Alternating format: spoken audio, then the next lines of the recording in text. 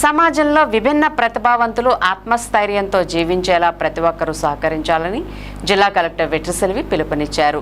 స్థానిక కలెక్టరేట్లో బుధవారం జాతీయ వైట్ కేన్ దినోత్సవం సందర్భంగా కలెక్టరేట్ వద్ద ర్యాలీని కలెక్టర్ వెట్రిసెల్వి ప్రారంభించారు.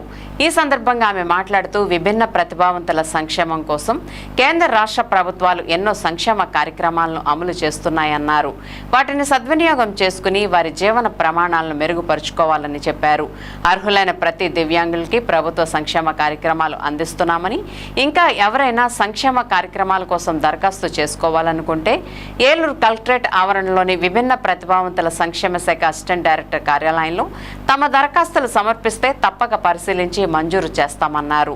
కార్యక్రమంలో విభిన్న ప్రతిభావంతుల సంక్షేమ శాఖ assistant director Ram Kumar, visually challenged employees association రాష్ట్ర కార్యనిర్వాహక కార్యదర్శి జి రాధారాణి, ఏలూరు జిల్లా అధ్యక్షులు GDVS వీరభద్రరావు, జిల్లా ప్రధాన కార్యదర్శి K Madan, associate president R Karnudu, కోశాధికారి వై రమేష్ తదితరులు పాల్గొన్నారు.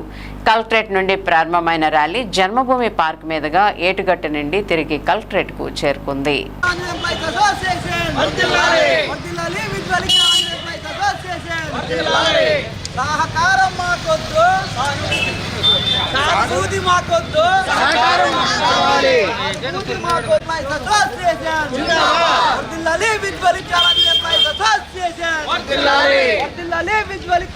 GDVS వీరభద్రరావు.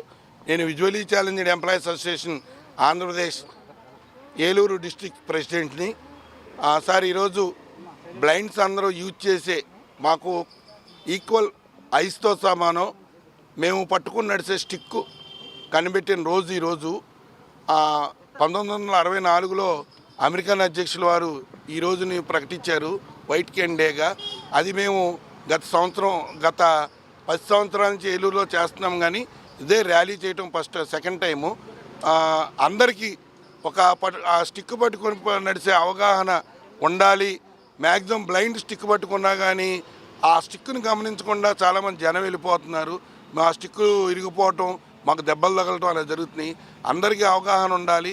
ఒక స్టిక్కు నడిస్తే ఒకప్పుడు IAS ఆఫీసర్సే కారు ఆపిన పరిస్థితులు ఉన్నాయి, కానీ ఇప్పుడు ఆటోలు కానీ బైకులు కానీ ఆపని పరిస్థితి ఉంది.